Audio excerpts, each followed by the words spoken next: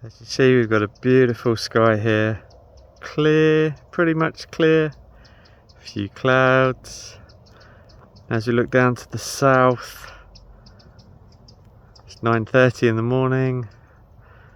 Sun, a few clouds, but then what happens over here? What's all this over here?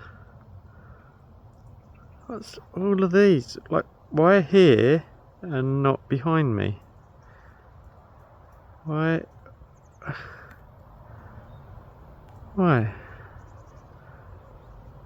What is this? And why?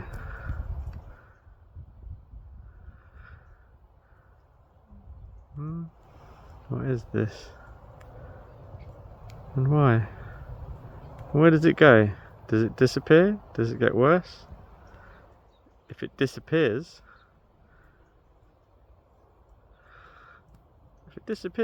where is it going? If it covers over the sky, why? Does it look natural to you? Some people say that's because it's cold over there. Well, ask yourself this: if it's colder over there, which is where the sun is,